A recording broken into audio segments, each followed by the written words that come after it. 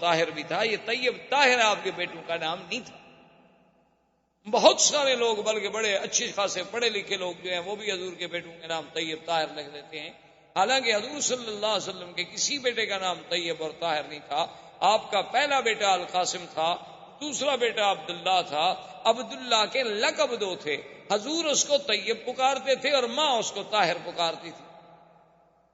یہ آپ کا لقب تھا، نام عبداللہ تھا۔ اور ایک بیٹا حضور کا نام ابراہیم تھا، جو بی بی ماریا قبطیہ سے، جو مقوقس نے حضور کو ہدیہ بھیجا تھا، اس میں اس عورت سے پیدا ہوئی۔ اور قاسم جو ہے تقریباً وہ بھی 6-7 سال کی عمر میں فوت ہو گئے، عبداللہ بھی صغر سن میں فوت ہو گئے، اور ابراہیم جو ہیں وہ تو ابھی دودھ پینے کی عمر میں تھے کہ فوت ہو۔ اس لیے ایک صحیح حدیث مبارک میں ہے، حضور نے فرمایا ان لہ برزۃ فی الجنہ، میرے بیٹے کے لیے اللہ نے جنت میں بھی دایا کا انتظام کیا ہے، وہ جو دودھ پلاتی ہے۔ اور حضور نے یہ بھی فرمایا تھا کہ اگر میرے اوپر نبوت کا دروازہ بند نہ ہو جاتا تو شاید میرا بیٹا ابراہیم جو ہے یہ بھی اللہ کا نبی ہے۔ اتنی شان۔ اور آپ کی 4 بیٹیاں تھیں، سیدہ فاطمہ، سیدہ زینب، سیدہ رقیہ، سیدہ ام کلثوم رضوان اللہ تعالی علیہن اجمعین۔ یہ سب کے سب جو ہیں بی بی خدیجہ کی پتنی۔ اور اسی سے دشمنان اسلام، دشمنان دین کا یہ پراپگنڈا کہ حضور نے اتنی شادیاں کی اور حضور نے اتنی شادیاں کی اور حضور نے اتنی شادیاں کی، جیسے رشدی بدبخت نے لکھا، تسلیمہ نسرین نے لکھا، اور اسی قسم کے ملعونین جن کو اصل میں تو بغض ہے اسلام سے اور دین محمد مصطفیٰ صلی اللہ علیہ وسلم سے، اور پھر وہ الزام لگانے میں بہانوں کی تلاش میں ہوتے ہیں کہ کوئی ہمیں موقع مل جائے تو ان نے یہ ثابت کرنے کے لیے کہ دیکھو جی ہمارے نبی عیسیٰ علیہ السلام نے تو ایک بھی شادی نہیں کی اور حضور پاک نے تو 11 شادیاں فرمائیں، تو نعوذ باللہ آپ کو تو بس عورتوں کا ہی ہر وقت خیال تھا کہ جہاں گئے شادی کر لی، جہاں گئے شادی کر لی۔ تو یہ ایک الزام ہے جس کی کوئی حقیقت۔ آپ خود اندازہ فرمائیں کہ آپ کے بچے کی عمر اگر 25 سال ہو تو آپ اس کے لیے 40 سال کی بیوی نہیں ڈھونڈتے،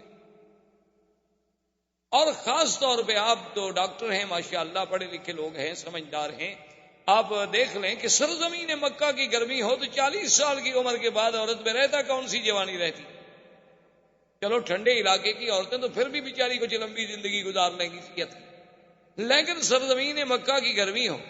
اور یہاں پر کھجور کی غذا ہو تو 40 سال کے بعد عورت میں باقی کیا رہ جاتا ہے کہ نعوذ باللہ اس کے لیے محض شہوانی جذبے سے شادی کی جائے، پھر آدمی کنواری لڑکی سے شادی کرے۔ اور حضور نے تو جب تک بی بی خدیجہ زندہ رہی 25 سال تک اور کوئی شادی نہیں، یعنی حضور صلی اللہ علیہ وسلم کی عمر 25 سال، زوجہ کی عمر 40 سال، اور حضور پھر 50 سال کی عمر پہ پہنچ گئے اور آپ نے کوئی شادی نہیں کی۔ تو جو جوانی کا حصہ تھا حضور کا وہ تو سارا بی بی خدیجہ کے ساتھ گزر گیا۔ تو جس سے ثابت ہوا کہ حضور کی کوئی شادی جو تھی دراصل وہ اپنے منشے سے نہیں تھی، بلکہ یہاں بھی میرے اللہ کی نگرانی تھی اور اللہ کے فیصلے تھے۔ اس لیے حضور صلی اللہ علیہ وسلم کی بعد میں شادی ہوئی بی بی عائشہ سے، بعد میں شادی ہوئی بی بی صفیہ سے، بی بی ام سلمہ سے، وہ بھی بوڑھی عورت تھی، بی بی سودا سے، وہ بھی بوڑھی عورت تھی۔ بی بی صفیہ سے کیوں ہوئی کہ خیبر کے سردار کی بیٹی تھی، سب لوگوں نے کہا کہ حضور سردار کی بیٹی ہے، اچھا ہے کہ اگر آپ نے کسی اور کو دینا ہے باندی بنا کے تو بہتر ہے اپنی باندی بنا لے تاکہ کچھ تو ان سرداروں کی عزت ہو جائے۔ تو حضور صلی اللہ علیہ وسلم نے اس بنا پہ شادی کی۔ اور پھر سب سے بڑی بات یہ ہے کہ جس نبی کے اٹھنے پہ سونے پہ بھی اللہ کا پہرا ہو، اس پیغمبر کی شادیاں منشاء خداوندی کے بغیر کبھی ہو سکتی؟ یہی وجہ تھی کہ جب سیدہ عائشہ صدیقہ رضی اللہ تعالی عنہا پہ تہمت لگی، منافقین نے تہمت لگا دی، تو حضور صلی اللہ علیہ وسلم نے بڑا لمبا واقعہ ہے، قرآن میں بھی موجود ہے، حضرت عمر سے پوچھا کہ عمر تمہاری کیا رائے ہے کہ بی بی عائشہ پہ تہمت لگا دی گئی ہے، میں اس کا کیا کروں؟ بی بی عائشہ کو چھوڑ دوں، طلاق دے دوں، کیا حل کروں؟ تو حضرت عمر نے کہا حضور پہلے تو یہ آپ کا داخلی معاملہ ہے، اس میں مجھے حق نہیں ہے دخل دینے کا، لیکن اگر آپ سے رائے لیتے ہیں تو مجھے بھی اجازت ہے کہ میں آپ سے 1-2 باتیں پوچھ لوں، آپ ناراض تو نہیں ہوں گے؟ حضور نے فرمایا کہ نہیں۔ تو حضرت عمر نے پوچھا کہ یا رسول اللہ، بی بی عائشہ سے جو شادی ہے یہ آپ نے اپنے منشے سے کی ہے یا حکم خداوندی سے؟ حضور نے فرمایا کہ نہیں، اللہ کا حکم ہے، وہ تو جبریل اس کی تصویر لے کر بھی میرے پاس آئے تھے، یہ تو اللہ کا حکم ہے۔ تو اس نے کہا حضور ہمیں اپنے بیٹوں کے لیے اچھی لڑکی مل جاتی ہے، اللہ کو اپنے نبی کے لیے پاک لڑکی نہیں ملی، ایک غلط لڑکی ڈھونڈ لی اللہ نے آپ کے لیے، یہ تو پھر اللہ میں نقص ہوا، اور اللہ تو ہر نقص سے پاک ہے۔ اور اس کے بعد نے کہا حضور میرا مجھے ایک دوسرا سوال بتا دیں، پھر آپ کی مرضی جو فیصلہ کریں، آپ کے بدن مبارک پر یہ اڑتی ہوئی مکھی جو ہے گندی ہے بیٹھتی ہے؟ حضور نے فرمایا کہ نہیں۔ میں نے کہا حضور آپ پر اللہ گندی مکھی تو نہیں بیٹھنے دیتے، آپ کے بستر پر ناپاک عورت کو بیٹھنے دیں؟ فسریان رسول اللہ، حضور کا چہرہ کھل۔ حضور نے فرمایا عمر تمہاری رائے بڑی عجیب ہے، اور گھر پہنچی اور اللہ کا قرآن نازل ہو گیا بی بی عائشہ کی صفائی میں۔ تو اس لیے میرے کہنے کا مقصد یہ تھا کہ اگر صرف سیرت رسول کے اس پہلو پہ آپ غور کریں کہ حضور کی شادیاں کیوں ہوئیں، کب ہوئیں، کیا عمر تھی، تو آپ حیران ہو جائیں گے کہ یہ بھی سیرت کا ایک عظیم پہلو ہے جس کو دشمنوں نے حضور پر اعتراض کا ذریعہ بنا دیا۔ اللہ تبارک و تعالی آپ کو مجھے حضور کی سیرت پہ چلنے کی توفیق دے۔ اللہم صلی علی سیدنا محمد وعلی آل سیدنا محمد۔ برادران اسلام، دروس سابقہ میں ہم نے سیرت پاک صلی اللہ علیہ وسلم، سیرت سیدنا محمد مصطفیٰ حبیب کبریا صلی اللہ علیہ وسلم کے کچھ پہلوؤں پہ بات کی تھی۔ حضور صلی اللہ علیہ وسلم کی ولادت مبارکہ کا ذکر، پھر حضور صلی اللہ علیہ وسلم کی رضاعت مبارکہ، پھر آپ کا مکہ مکرمہ میں واپس تشریف لے آنا، عبد المطلب کی کفالت کا زمانہ، اور اس کے بعد پھر حضور صلی اللہ علیہ وسلم کا عبد المطلب کی موت کے بعد اپنے چچا ابی طالب کی کفالت میں آنا، اور ابی طالب کی کفالت کے زمانے میں ہی حضور صلی اللہ علیہ وسلم کا پہلا سفر، اور اس کے بعد حضور صلی اللہ علیہ وسلم کا تجارتی امور کے لیے شام کا سفر، اور اس میں میسرہ غلام سیدہ خدیجہ رضی اللہ تعالی عنہا کا مشاہدہ احوال رسول پاک صلی اللہ علیہ وسلم، اور اس سے متاثر ہو کر سیدہ خدیجہ رضی اللہ تعالی عنہا نے حضور صلی اللہ علیہ وسلم کو خود دعوت نکاح پیش کی، اور حضور صلی اللہ علیہ وسلم نے اس دعوت کو قبول فرما لیا، اور آپ کا پہلا نکاح جو ہے وہ سیدہ خدیجہ رضی اللہ تعالی عنہ سے سر انجام پایا۔ یہاں تک ہم نے باتیں عرض کی تھی۔ اصل میں 2-4 روز سے مجھے تکلیف تھی، 1-2 دن حرم میں درس بھی 2 درس نہیں ہو سکے، لیکن آج ہمارے ایک بزرگ مدینہ منورہ سے تشریف لائے تھے، تو سیرت بھی مدینے والے کی اور مدینہ منورہ کا مہمان بھی ہو، تو یہ مناسب نہیں تھا کہ میں چھٹی کروں، ورنہ حقیقتاً مجھ میں اتنی ہمت نہیں تھی، اور نہ ہی مزید بولنے سے اور گلے پہ اثر، لیکن بہرحال جب اللہ کی رحمت ہوگی تو سب باتیں خود بخود ٹھیک ہو جائیں گی۔ تو سیدہ خدیجہ الکبریٰ رضی اللہ تعالی عنہا دنیا کائنات میں وہ سب سے خوش نصیب خاتون ہیں، وہ سب سے خوش قسمت خاتون ہیں کہ جن کے مقدر میں سرکار دو عالم صلی اللہ علیہ وسلم کی زوجیت کا شرف آیا اور سب سے پہلے آیا۔ اسی لیے روایات میں یہ بات موجود ہے کہ کامل من الرجال کثیرون،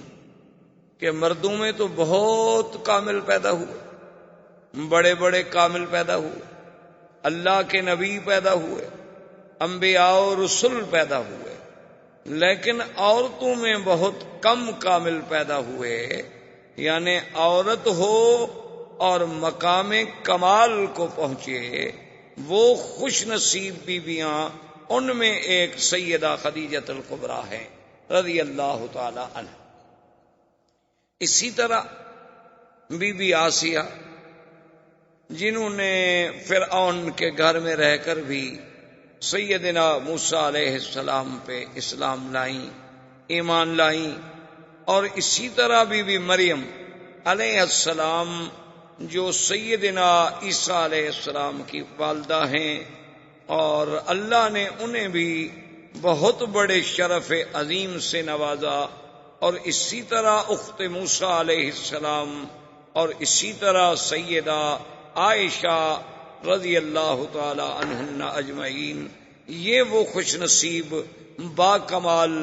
خواتین ہیں کہ جن کو اللہ نے مدارج کمال، مدارج جمال سے اور مدارج مقامات رفیع سے نوازا، کہ جن کا ذکر قرآن میں، حدیث پاک میں، لسان نبوت پہ آیا، اور ان سب میں پھر جو شرف سیدہ خدیجہ کو ملا ہے اس کا کوئی مقابلہ نہیں ہو سکتا۔ اسی لیے سیدہ خدیجہ رضی اللہ تعالی عنہا وہ خوش نصیب بیوی ہیں کہ حضور کی ساری اولاد مبارک، حضور صلی اللہ علیہ وسلم کی چاروں بیٹیاں، سیدہ فاطمہ الزہرا، سیدہ رقیہ، سیدہ زینب، سیدہ ام کلثوم، اور حضور کے بیٹے قاسم، عبداللہ، طیب اور طاہر جو ہے یہ لقب ہے، یہ الگ نام نہیں۔ طیب اور طاہر یہ لقب ہے حضور کے پیارے بیٹے عبداللہ کا۔ حضور پاک انہیں طیب کہہ کے پکارتے تھے، اور بی بی خدیجہ انہیں طاہر کہہ کے پکارتی تھی، ورنہ نام ان کا عبداللہ تھا۔ یہ بعض لوگوں کو بہت بڑی غلطی لگتی ہے، وہ سمجھتے ہیں کہ حضور کے بیٹوں کا نام طیب و طاہر ہے۔ یہ بات نہیں، حضور کے بیٹے کا نام قاسم ہے، دوسرے بیٹے کا نام عبداللہ ہے، اور تیسرے بیٹے کا نام ابراہیم ہے۔ یہ ابراہیم جو ہیں یہ بی بی خدیجہ سے نہیں، بلکہ یہ بی بی ماریہ قبطیہ جو بادشاہ حبشہ مقوقس نے حضور صلی اللہ علیہ وسلم کو ہدیہ بھیجا تھا، اور حضور نے انہیں پھر بیوی بنا لیا، تو اس بیوی سے حضرت ابراہیم پیدا ہوئے، اور حضرت ابراہیم دودھ پینے کی عمر میں، یعنی ابھی 2 سال کی عمر کے اندر اندر وفات ہوئی، اور میرے آقا نے سرکار دو عالم رحمت دو جہاں صلی اللہ علیہ وسلم نے فرمایا کہ اگر میرے بعد اللہ تبارک و تعالی نبوت کا دروازہ بند نہ کرتے تو یہ میرا بیٹا ابراہیم بھی نبی ہوتا۔ یعنی اتنا بڑا اعزاز ملا سیدنا ابراہیم کو۔ اور اس کے بعد حضور نے فرمایا کہ اللہ نے مجھے دکھلایا ہے کہ ان لہو مرضعہ فی الجنت، کہ جنت میں اللہ نے اس کی دودھ پلانے والی کا انتظام کیا ہے جو میرے بچے کو دودھ پلاتی ہے۔ تو اتنا بڑا اعزاز، تو یہ ساری اولاد جو ہے حضور کی وہ سیدہ خدیجہ الکبریٰ سے۔ اور اسی طرح سیدہ خدیجہ کے بارے میں سیدہ عائشہ صدیقہ بنت الصدیق رضی اللہ تعالی عنہ فرماتی ہیں کہ ما غرت علی احد من نساء رسول اللہ صلی اللہ علیہ وسلم، میں نے کسی عورت پہ اتنی غیرت کبھی نہیں کھائی جتنی بی بی خدیجہ پہ مجھے غیرت آتی تھی۔ تو ازواج مطہرات نے سوال کیا، انہوں نے کہا کہ یا امہات المؤمنین،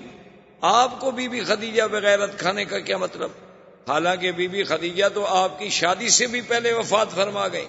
ان کی وفات تو مکہ مکرمہ میں ہو گئی، اور آپ کی شادی مدینہ منورہ میں ہوئی۔ تو جب آپ نے اس بی بی کا زمانہ ہی نہیں دیکھا، چلو بیویوں میں ہوتا ہے، یعنی 2 شوقنوں میں اس قسم کا جلن ہو جاتا ہے، یہ نیچر ہے، فطرتی بات ہے، لیکن آپ نے تو اس بی بی کا زمانہ ہی نہیں دیکھا، تو آپ کو کیا تکلیف ہو؟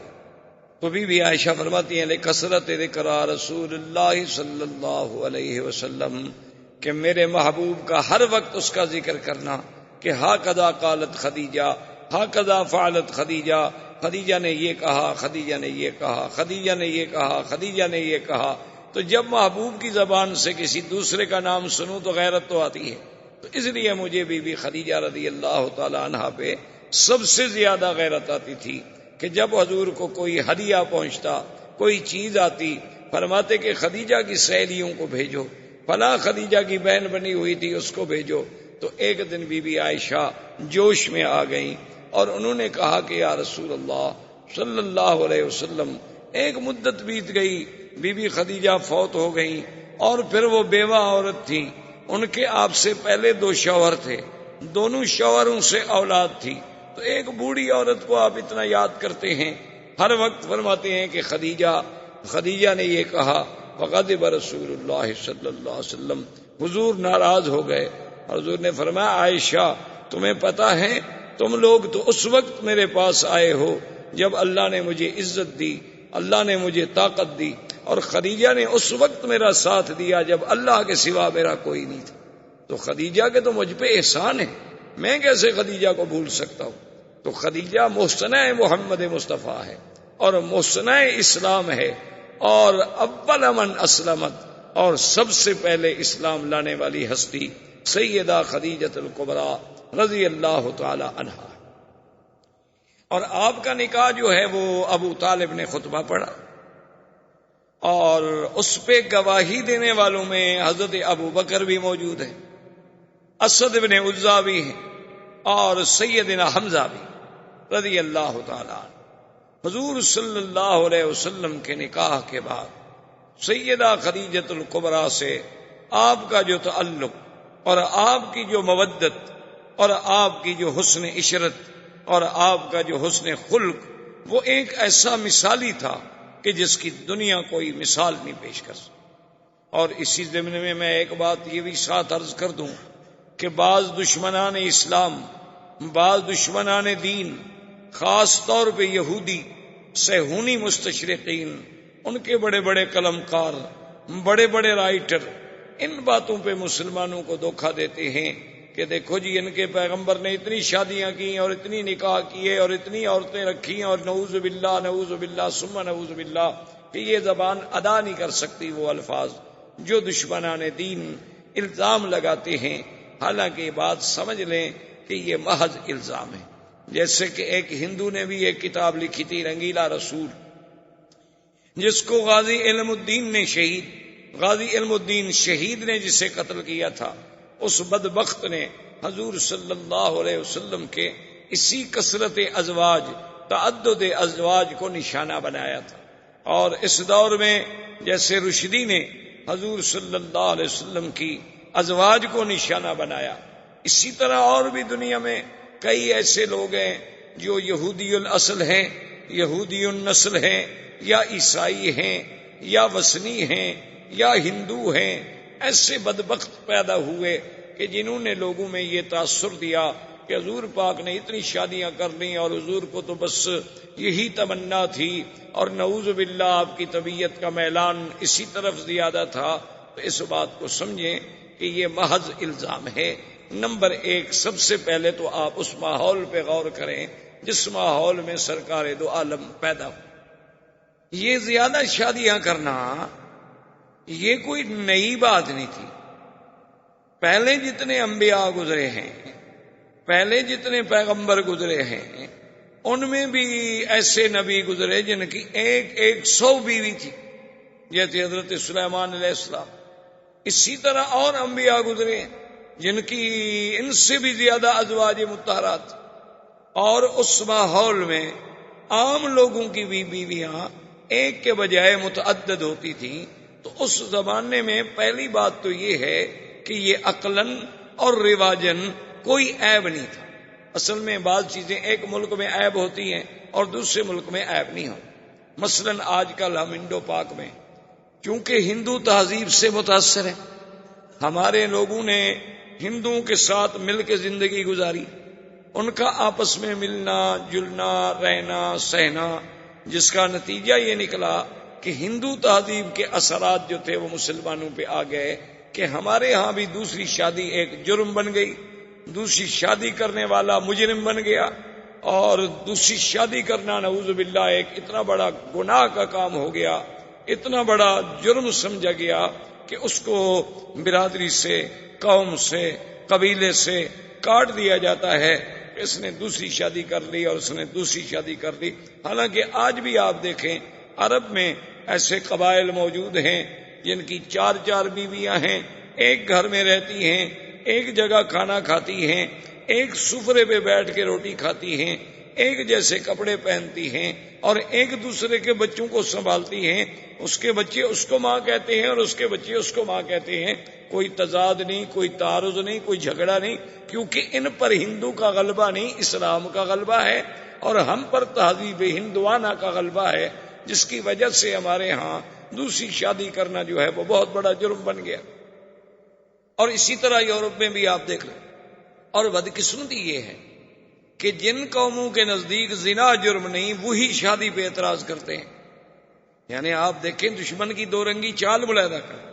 کہ ایک طرف تو اس کو مرغی پہ ذبح کرنا جو ہے اس پہ رحم آتا ہے، کرنٹ سے مارتا ہے کہ مرغی کو تکلیف نہ ہو، اور دوسری طرف اگر کوسوفو میں، بوسنیا میں، چیشان میں، کشمیر میں، افغان میں، بلکہ ناگاساکی اور ہیروشیما میں اللہ کی مخلوق کو تباہ کر دیا جائے کروڑوں اور لاکھوں کے حساب سے، وہاں رحم نہیں آتا۔ جن لوگوں نے اپنے آپ کو اتنی اوپن کیا ہوا ہے کہ جن کے نزدیک زن، زر، زمین کا کوئی قانون ہی نہیں ہے، یعنی عورت اپنی رضامندی سے جو چاہے کرے، شرط یہ ہے کہ رضامندی، ان کے نزدیک شادی پہ اعتراض ہے۔ اور اس کا نتیجہ کیا نکلا؟ آپ نے چند دن پہلے پڑھا ہوگا اخبار میں کہ اس وقت امریکہ جو اپنے آپ کو ایک سپر پاور اور پتہ نہیں کس کس زوم میں مبتلا ہے، جس نے پوری دنیا کی چوکیداری کے فرائض سنبھال لیے ہیں کہ ساری دنیا پہ ہمارا نیو ورلڈ آرڈر چلے گا، ساری دنیا پہ فلاں آدمی کا جو ہے کھڑا کیوں ہوا، یہ آدمی بیٹھ کیوں گیا، اور یہ آدمی جو ہے سو کیوں گیا، یہ بھی ہم سے پوچھا جائے۔ جس کا یہ عالم ہے، وہاں 10 لاکھ لڑکیاں نکاح سے پہلے چھوٹی عمر میں حاملہ ہوتی، ہر سال 10 لاکھ، اور ہر سال 10 لاکھ حرامی بچہ پیدا ہو، 50 سال میں کتنے ہو جائیں گے آپ حساب کر لیں، پھر ان کا عدد دیکھ لیں ٹوٹل کہ کل آبادی کتنی ہے، اور ہر سال 10 لاکھ حرامی بچوں کا اس میں اضافہ ہوتا ہے۔ اس سے خود اندازہ کر لیں کہ وہ قوم جن کو اپنی نسل کا علم نہیں، اعتراض کرتے ہیں حضور صلی اللہ علیہ وسلم پر، یہ کتنی بڑی بدقسمتی۔ دوسری بات یاد رکھیں کہ حضور صلی اللہ علیہ وسلم نے 11 نکاح کیے۔ حضور صلی اللہ علیہ وسلم کی ازواج مطہرات 9 تھیں جس وقت میرے آقا اس دنیا سے تشریف لے گئے۔ آپ کی 9 بیویاں زندہ موجود۔ یہ 2 باتیں ذہن میں رکھ لیں۔ تیسری بات یہ ذہن میں رکھ لیں کہ ہر مسلمان کا یہ عقیدہ ہے کہ حضور صلی اللہ علیہ وسلم کا کوئی کام، کوئی عمل، کوئی حکم، کوئی فرمان اللہ کے بغیر ہوتا ہی۔ تو اس کا مطلب یہ ہوا کہ حضور صلی اللہ علیہ وسلم کے نکاح، حضور صلی اللہ علیہ وسلم کی شادیاں، حضور صلی اللہ علیہ وسلم کی ازواج مطہرات، یہ بھی اللہ کے حکم سے نکاح سر انجام ہوئے۔ تو جب اللہ کا حکم ہو تو اللہ کا رسول اپنے حکم، خدا کے حکم کو کیسے توڑ سکتے ہیں؟ یہ بات ذہن میں رکھ لیں۔ اور اس کے ساتھ اب سیرت کا بھی ایک پہلو دیکھیں۔ سارے قرآن میں آپ نظر ڈالیں، پہلے تو نظام عالم یہ ہے، سنت اللہ یہ ہے کہ اللہ قرآن میں عورتوں کا ذکر زیادہ نہیں فرماتے، بلکہ وہ مردوں کے تابع ہو کے ایک حکم عام دے دیا جاتا۔ لیکن کہیں کہیں یہاں ذکر بھی آیا تو وہاں لفظ امرأہ استعمال کیا گیا۔ یاد رکھو، ایک لفظ ہے امرأہ، ایک لفظ ہے زوجہ۔ ان دونوں لفظوں میں جو فرق ہے وہ لغت کے ماہرین عرب سمجھتے ہیں کہ زوج، زوجہ، زوجہ جو ہے یعنی یہ ایک برابری کا لفظ ہے۔ زوج 2 عدد، جو دونوں چیزیں برابر ہیں اس کو کہتے ہیں زوج۔ تو زوجہ اور زوج یعنی گویا کہ دونوں ایک ہی گاڑی کے 2 پہیے ہیں اور برابر ہیں۔ امرأہ میں وہ معنی نہیں ہوتا، اس میں آتا ہے مطلقاً عورت۔ امرأہ کا معنی ہوتا ہے مطلق عورت، زوجہ کا معنی ہوتا ہے کہ زوج کی برابری کرنے والی عورت۔ دونوں کو ذرا سمجھنے کی کوشش کریں۔ اچھا، اب دیکھو، ایک آدمی اگر عرب میں مثلا دوسری شادی کر لے اور اس کے بچے سے پوچھو تو وہ بھی یہ عورت کیا ہے، وہ کہے گا امی، یہ میری ماں ہے۔ دوسری عورت کے بارے میں پوچھو کہ یہ کون ہے، وہ کہے گا امراۃ ابی،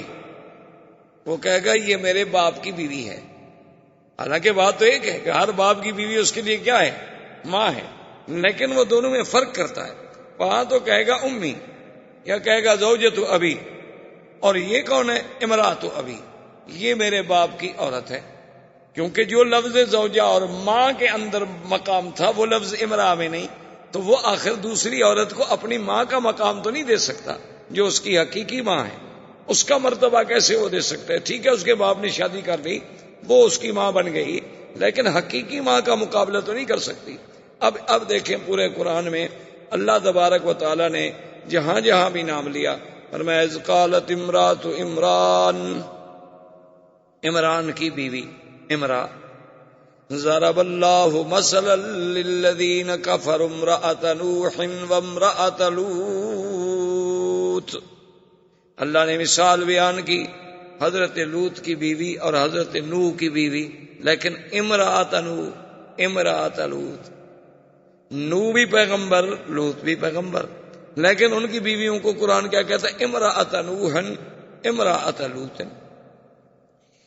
ضرب اللہ مثلا للذین آمنوا امرأۃ فرعون اذ قالت رب ابن لی عندک بیتا فی الجنہ، اللہ نے مثال پیش کی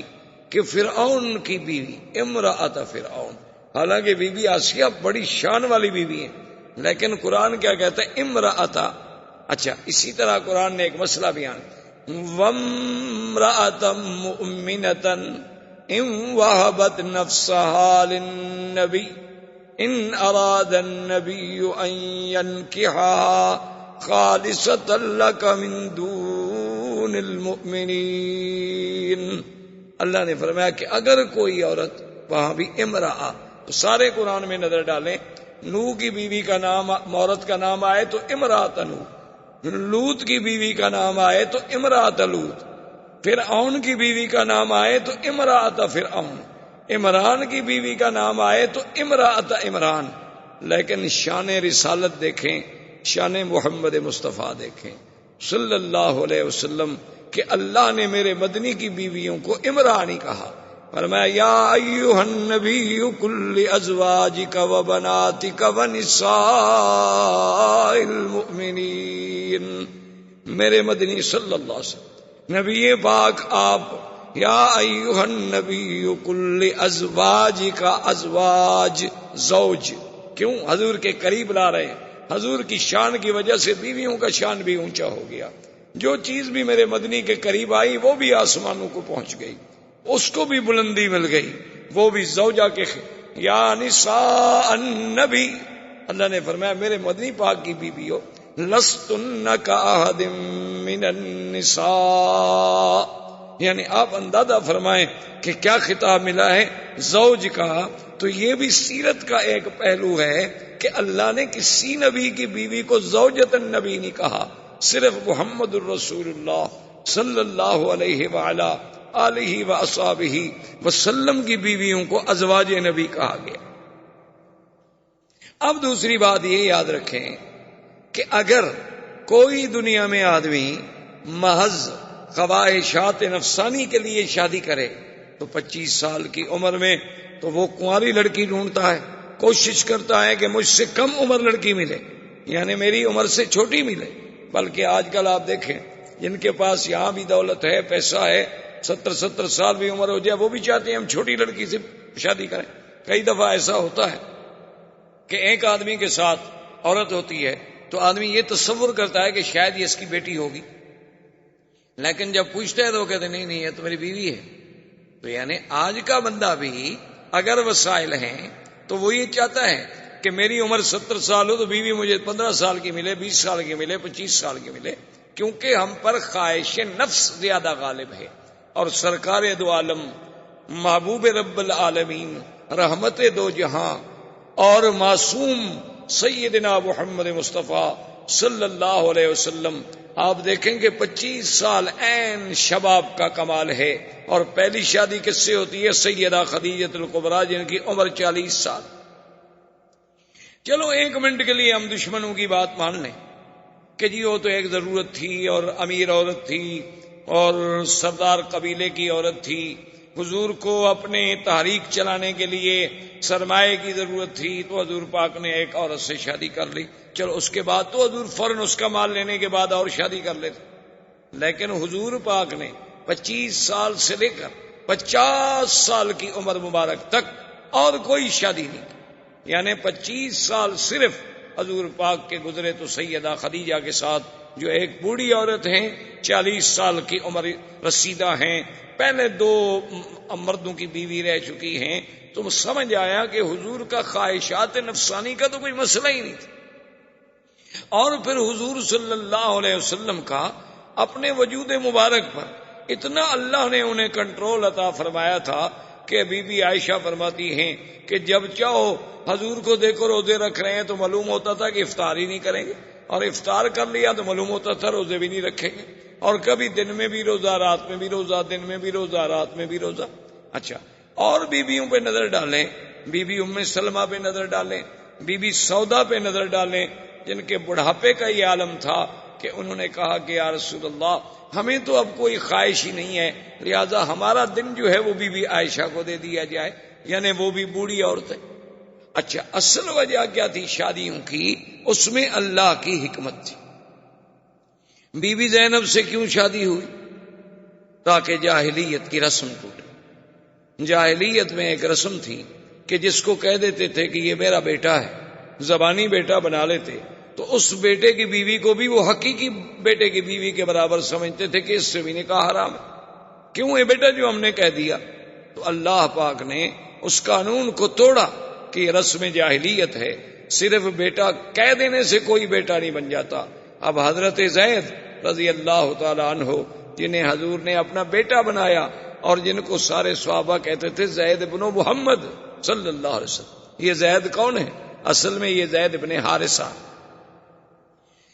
ان کو راستے میں کسی نے پکڑ لیا۔ قبیلے آتے ہیں نا، سفر کرتے ہیں، راستے میں قبیلے والوں نے پکڑ لیا، مکے میں آ کے بیچ دیا کہ یہ غلام ہے، حالانکہ وہ بیچارے غلام نہیں تھے۔ بک گئے جب، تو پھر بی بی خدیجہ نے خریدا، تو اب یہ غلام بن گئے بی بی خدیجہ کے۔ تو جب سرکار دو عالم صلی اللہ علیہ وسلم کی شادی ہوئی تو بی بی خدیجہ نے زید کو دیا حضور کے حوالے کہ آپ آج کے بعد میرے غلام نہیں ہوں گے بلکہ غلام ہوں گے محمد مصطفیٰ کے، اور آپ نے حضور صلی اللہ علیہ وسلم کی خدمت کرنی ہے۔ حضرت زید حضور کے اتنے قریب آئے، اتنی خدمت کی، حضور نے خوش ہو کے انہیں اپنے بیٹے کا لقب دے دیا اور فرمایا کہ زید تم غلام نہیں، تم میرے بیٹے ہو۔ تو لہذا لوگوں نے بھی انہیں زید بن محمد، زید بن محمد صلی اللہ علیہ وسلم کہہ کے پکارنا شروع کیا۔ اب اللہ کی شان دیکھیں کہ ان کے والد حارث وہ جناب تلاش کرتے کرتے کرتے کرتے مکے میں پہنچ گئے، اور انہیں پتہ لگا کہ تمہارا بیٹا تو یہاں موجود ہے زید۔ انہوں نے جا کے زید کو پکڑا، جب پکڑا تو پہچان لیا، آخر بیٹا بیٹا ہوتا ہے۔ انہوں نے کہا کہ بیٹا میں تو مدت ہو گئی تمہیں ڈھونڈتے ڈھونڈتے، باپ ہے، اولاد تو بڑا ایک سب سے بڑی کمزوری ہے انسان، یعنی اللہ تبارک و تعالی رحمت فرمائے انما اموالکم و اولادکم فتنہ، اولاد اور مال جو ہے سب سے بڑی آزمائش ہے۔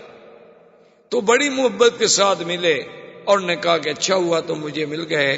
اور تم مہربانی کرو میرے ساتھ چلو، اور وہ حضور کی خدمت میں حارث، انہوں نے آگے عرض کیا کہ یا محمد صلی اللہ علیہ وسلم یہ میرا بیٹا ہے زید، یہ غلام نہیں ہے، ہم تو پیچھے بڑے آزاد قبیلے کے لوگ ہیں، اس میں غلامی کوئی نہیں، یہ تو سفر کر رہا تھا، قبیلے والوں نے ظلم کیا، پکڑ لیا، مکے میں آ کے بیچ دیا، اور اب مجھے پتہ چلا ہے کہ یہ آپ کا غلام ہے، مہربانی کریں آپ اس کو اجازت دیں کہ یہ میرے ساتھ واپس جائے، آخر میرا بیٹا ہے۔ حضور پاک صلی اللہ علیہ وسلم نے فرمایا کہ حارثہ ہم اس میں انصاف کریں گے، ہم کسی کے ساتھ زیادتی نہیں کریں گے، بات اتنی ہے کہ نخیر زید، ہم زید کو خیار دے دیتے ہیں اور اختیار دے دیتے ہیں کہ زید جہاں چاہے چلا جائے، اگر ہمارے پاس رہنا چاہتا ہے تو ہمارے پاس رہے، اگر اپنے والد کے ساتھ جانا چاہتا ہے، ورنہ تو آپ کا کوئی حق نہیں، کیونکہ ہم تو خرید چکے ہیں۔ تو حارثہ بڑے خوش ہو گئے، انہوں نے کہا جی بالکل ٹھیک ہے، ماشاءاللہ الحمدللہ، یہی تو میں چاہتا ہوں۔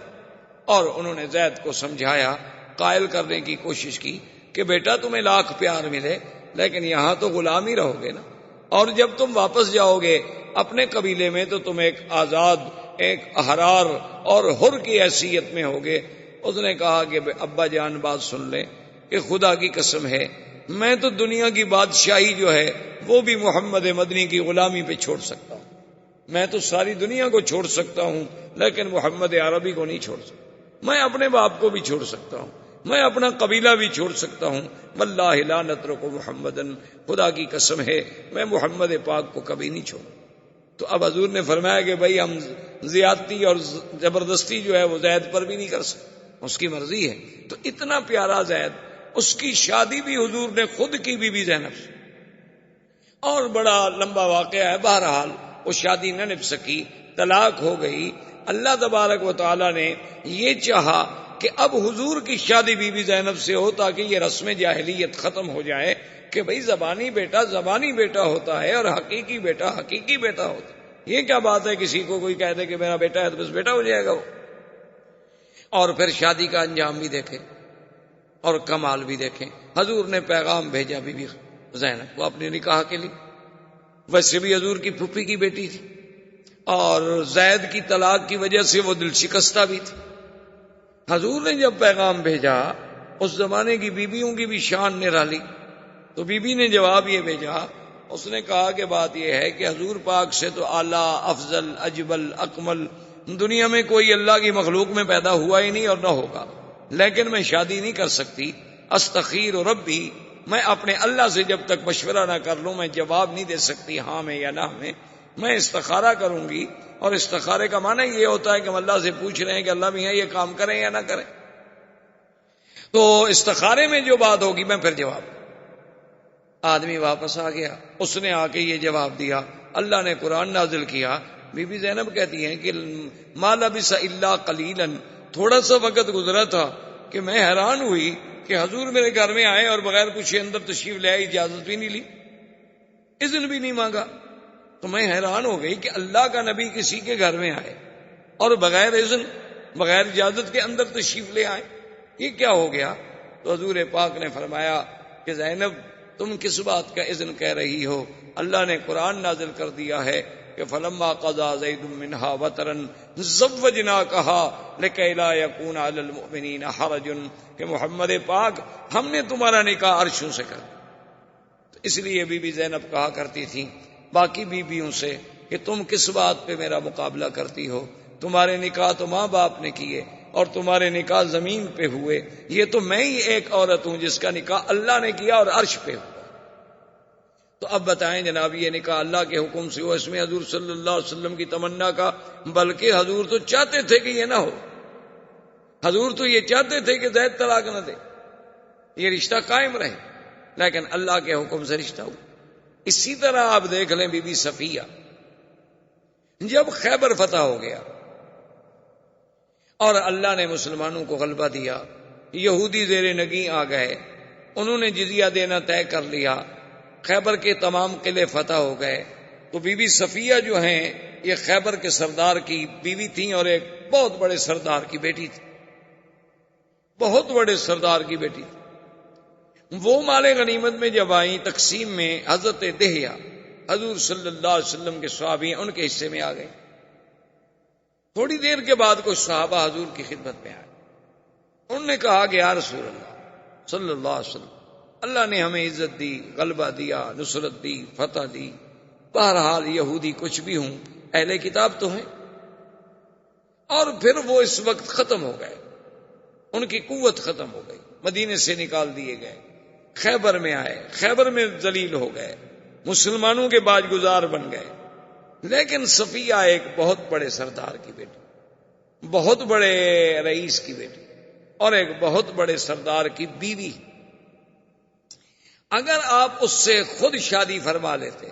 تو کم از کم ان کی شان رہ جاتی، ان کی دلجوئی ہو جاتی، اور یہی بات جو ہے شاید ان کے اسلام میں آنے کا ذریعہ بن جاتی۔ حضور صلی اللہ علیہ وسلم نے فرمایا کہ ہاں بات تو ٹھیک ہے، لیکن وہ تو دہیا کے حصے میں آ گئی، میں تو اپنے صحابی سے کچھ کہنے کے لیے تیار نہیں ہوں، جس کے مقدر میں نصیب میں تھی باندھی اسی کو مل گئی۔ صحابہ نے حضرت دہیا سے پوچھا تو نے کہا واللہ، اب دیکھیں سارا سلسلہ قدرت کی طرف سے، انہوں نے کہا واللہ، انہوں نے کہا خدا کی قسم ہے میں نے تو اس وقت تک بی بی صفیہ کو دیکھا ہی نہیں، باوجود اس کے وہ میرے حصے میں آ گئی، لیکن میں نے تو نظر ہی نہیں پڑی۔ اگر حضور چاہتے ہیں تو میرا تو اپنا جسم و جان قربان ہے، چاہے جائے کہ ایک جاریہ، ایک غلام لڑکی جو مجھے ملی ہے میں حضور کے لیے قربان نہ کر سکوں، یہ کوئی بات ہے؟ تو بہرحال حضور صلی اللہ علیہ وسلم نے اس وجہ سے شادی کی۔ اب اس بات کو دیکھیں کہ جب شادی ہو گئی تو بی بی صفیہ کے چہرے پر ایک نشان، تو سرکار دو عالم رحمت للعالمین حبیب کبریا حضرت محمد مصطفیٰ صلی اللہ علیہ وسلم، آپ نے ایک دن پوچھا کہ صفیہ ما ھذا، یہ کیا نشان؟ اس نے کہا حضور نہ پوچھیں تو اچھا ہے۔ حضور نے فرمایا اب تو میں نے پوچھ لیا۔ انہوں نے کہا حضور پھر آپ کو شاید میرا جواب ناگوار گزرے۔ آپ نے فرمایا وہ بھی نہیں، جو بات ہے بتا دو۔ انہوں نے کہا حضور بات یہ ہے اتنا عرصہ قبل میں نے خواب دیکھا تھا کہ ایک آسمان سے چاند اترا ہے اور میرے ساتھ آ کے بستر پہ لیٹا ہے، یہ میں نے خواب دیکھا۔ تو صبح میں نے یہ خواب جو ہے اپنے شوہر کو بتلایا کہ میں نے رات یہ خواب دیکھا ہے کہ آسمان سے ایک چاند آتا ہے اور آ کے میرے پہلو میں میرے بستر پہ لیٹ جاتا ہے، تو میرے خامن نے غصے میں آ کے مجھے مارا تو یہ میرا زخم ہو گیا۔ اس نے کہا اچھا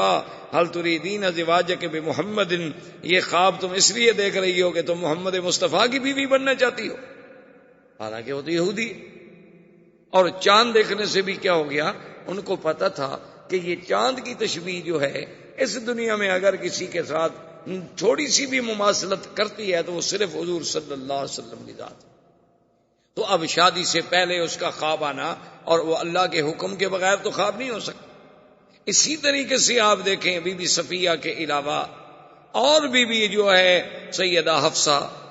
اسی طریقے سے حضور صلی اللہ علیہ وسلم کی جتنی بیویاں، بی بی میمونہ، یہ جو آپ مدینہ منورہ جاتے ہیں نا نوریہ کے قریب جن کا مزار ہے، یہ وادی صرف ہے، یہ بی بی میمونہ یہاں سے ہیں، اور ان کا بھی عجیب بات ہے کہ ولدت بصرف ونکحت بصرف وتزوج بها بصرف وماتت بصرف، کہ بی بی پیدا بھی اسی علاقے میں ہوئی، نکاح بھی اسی جگہ ہوا، حضور نے بی بی بھی اسی جگہ بنایا، اور پھر موت بھی اسی جگہ آئی اور دفن بھی اسی جگہ ہوئی۔ اسی طریقے سے آپ دیکھ لیں حضور صلی اللہ علیہ وعلا آلہ واصحابہ وسلم کی ایک بی بی ہیں جویریہ۔ یہ جویریہ جو ہیں یہ نضر بن حارث کی بیٹی ہیں۔ نضر بن حارث جو ہیں یہ بن المصطلق کا بہت بڑا سردار ہے، اس نے حضور کے خلاف جنگ کرنی چاہیے، حضور نے حملہ کیا، فتح ہو گئی، شکست کھا گیا، اور یہ بیوی جو تھی یہ حضور صلی اللہ علیہ وسلم کے پاس آئیں تو حضور صلی اللہ علیہ وسلم کو عرض کیا گیا حضور کہ نضر بن الحارث ٹھیک ہے آپ کا دشمن ہے، لیکن وہ بن المصطلق کا ایک بہت بڑا سردار، اور یہ سردار کی بیٹی ہے، اگر یہ آپ کے گھر میں آ جائے تو تالیف قلب ہو جائے گی۔ حضور صلی اللہ علیہ وسلم نے قبول کیا تو بی بی عائشہ فرماتی تھی کہ اس بیوی جیسی، بی بی جویریہ جیسی عورت خوش قسمت میں نے کوئی نہیں دیکھی۔ تو لوگوں نے پوچھا کہ بی بی وہ کیسے؟ انہوں نے کہا کہ جب حضور نے شادی کر لی تو جس صحابی کے گھر میں کوئی بی بی باندی بن کے، کنیز بن کے ملی تھی اسی خاندان سے، فَآتَقُوهُمْ فَأُوتِقَتْ مِئَةُ امْرَأَةٍ، انہوں نے کہا سب نے کہا بھی آزاد کر دو، اب تو ان کا حضور سے رشتہ ہو گیا، حضور کے رشتہ داروں کو ہم گھر میں غلام بنا کے کیسے رکھیں، کنیز بنا کے کیسے رکھیں؟ تو اس بیوی کی وجہ سے 100 لڑکی کو آزادی ملی، تو اس جیسی خوش قسمت بیوی کیسے ہو سکتی؟ بی بی ام حبیبہ ابو سفیان کی بیٹی، پہلا خاوند جب فوت ہو گیا، حضور صلی اللہ علیہ وسلم سے شادی ہوئی تو ایک ایک نکاح پہ آپ نظر دوڑائیں، ایک نکاح میں بھی حضور صلی اللہ علیہ وسلم کی خواہش نفسانی یا حضور صلی اللہ علیہ وسلم کی تمنا آپ کو نظر نہیں آئے گی، بلکہ اللہ کا احکام، اسلام کا پھیلانا، دین اسلام کی قوت کا ذریعہ بننا، اور وہ دین جس نے قیامت تک چلنا ہے۔ حضور کی داخلی زندگی کے بارے میں ہمیں کون خبر دیتا؟ یعنی خارجی زندگی تو صحابہ کے سامنے ہے، لیکن حضور کی داخلی زندگی، حضور کے گھر کی زندگی، حضور کی نیند، حضور کی تہجد، حضور کا رات کا پڑھنا، حضور صلی اللہ علیہ وسلم کا گھروں میں بیٹھنا، حسن معاشرت، یہ ساری چیزوں کا سبق کون دے سکتا تھا؟ تو اس لیے اللہ کو منظور یہ تھا کہ حضور صلی اللہ علیہ وسلم کی تعدد ازواج ہوں، تاکہ یہ بھی ایک ذریعہ بنے دین مصطفیٰ صلی اللہ علیہ وسلم کو پورے عالم میں پھیلنے۔ اور پھر عدل دیکھیں، اللہ نے ہر مسلمان مرد کے لیے 4 بیویوں کی اجازت دی کہ ہر آدمی 4 بیویاں کر سکتا۔ قرآن پاک میں موجود ہے، فَانكِحُوا مَا طَابَ لَكُم مِّنَ النِّسَاءِ مَثْنَىٰ وَثُلَاثَ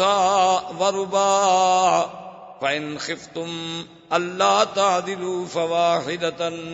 یعنی اگر چاہو تو 4 عورتوں سے شادی کر سکتے، بیک وقت ایک آدمی اپنے گھر میں 4 بیویاں رکھ سکتے۔ اچھا، اب اگر فرض محال ایک بیوی مر جائے، 3 ہو گئی، تو پھر 4تھی شادی اور کر سکتا۔ 2 بیویاں مر جائیں تو اب 2 شادیاں اور کر سکتا ہے۔ فرض محال خدا نہ کرے جھگڑا ہو گیا، اس نے ایک بیوی کو طلاق دے دی، تو پھر 3 بچ گئی، تو اب ایک اور بیوی کر سکتا ہے۔ لیکن ادھر دیکھیں، اللہ نے اپنے نبی کو 9 بیویوں تک کی تو اجازت دے دی، لیکن پابندی کیا لگا دی؟